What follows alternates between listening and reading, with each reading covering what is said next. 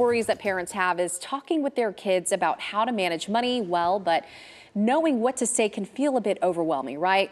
Here with some helpful tips to make it easier for you and easy on our money is business expert Derrick Kinney. Thanks so much for joining us. My pleasure, Suzanne. Great to see you. Yeah, good to see you too. You. Okay, I got to ask, what is the #1 mistake that parents make when it comes to talking to their kids about money? Well, this falls in the group of like talking to kids about sex or politics or religion. You can make it this big topic and this really big deal. We know the average teen's probably mental aptitude is about 7 minutes to listen to mom or dad talk. If you say we're going to talk for 3 hours on money, it's going to go in one ear out the other, you're going to fall asleep. So what you want to do is invite them in and say something like, hey, would you like to learn more about money? And they say, yeah, well, would you like, if I find some ideas about how to make more, save more, even have more fun with money, would you like me to tell you about that? And they say, yeah, okay.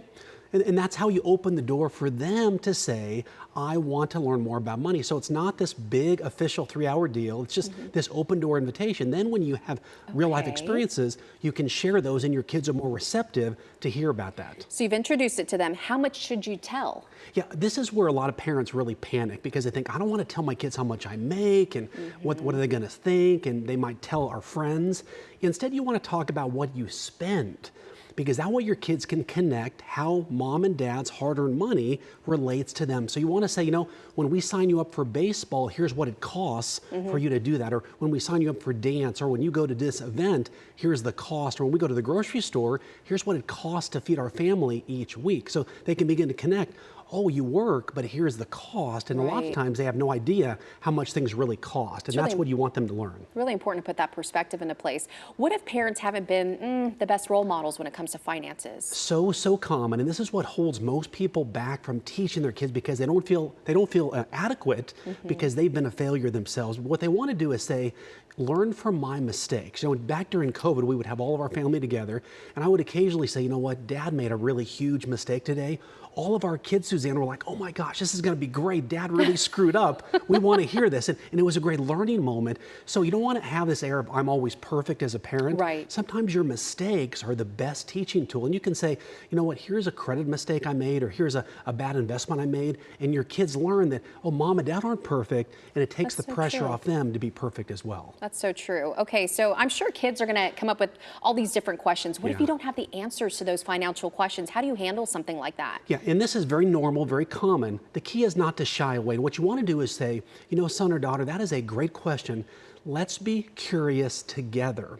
And what you want to then do is open the door to say, let's go on YouTube, or let's go on Facebook or Instagram or TikTok. And you're going to look really cool if you say, let's go on TikTok and learn together about this topic. That way they're like, you're walking alongside your kids, learning as they learn. And that's the best way to build credibility with your kids and for them to see you as authentic and not this perfect parent putting on this fake act when it comes to money. Okay, I got to ask, how early should you be talking to your kids about finances? Well, you want to meet your kids' pace, and that's how you win the money race, as I like to say. So for example, if your kids are very, very young and you want to give them, say, pennies or nickels or dimes, you can give them a way to create, okay, let me take out this dime for your savings, and this dime to give to the church, and this dime you can then buy something you want. Then they begin to learn, oh, that's simple budgeting for maybe a 3 to 7-year-old, but a teen, hey, let's talk about your first paycheck. You're going to have to pay for gas, and you got to pay for your car payment, and you want to buy those cool jeans. And this, suddenly they have to get 3 jobs, and they realize, oh my gosh, now I know how much I need to work